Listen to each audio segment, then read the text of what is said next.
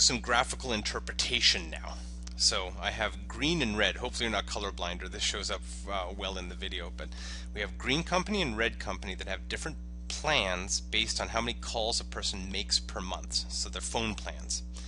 For how many calls do the plans cost the same, and what is that cost?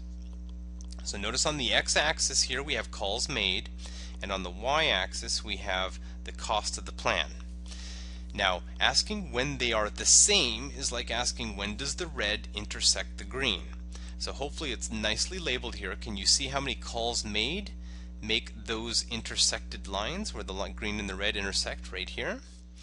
It looks like that's at x equals 20. So how many calls made? It would be 20 calls made. And what is that cost? So let's go up and see from that blue dot and go left across to see the y-axis, and it looks like that would cost $10. So it costs $10. So in other words, the x and the y coordinates of the point of intersection tell you which give you the same cost of the plan and how many calls had to be made for that to happen. Okay.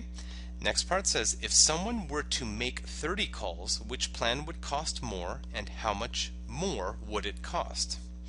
So looking at our lines, notice that as I get out to 30 on the x-axis, the red line overtakes the green line.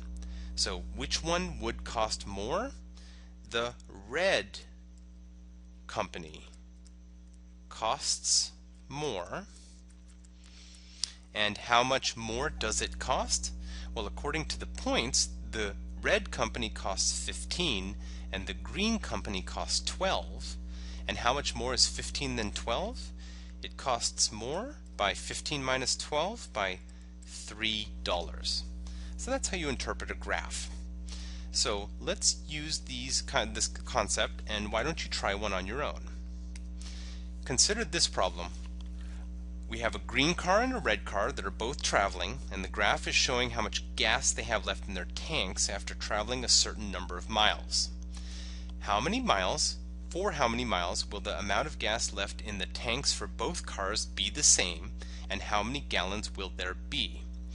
So this time the x-axis is miles driven, the y-axis is gallons left, the point of intersection is located right there, and its x-coordinate is 30. So we would say that they would be the same after 30 miles driven. And what is the y coordinate at that point? But 10. So that would mean that they would have 10 gallons left.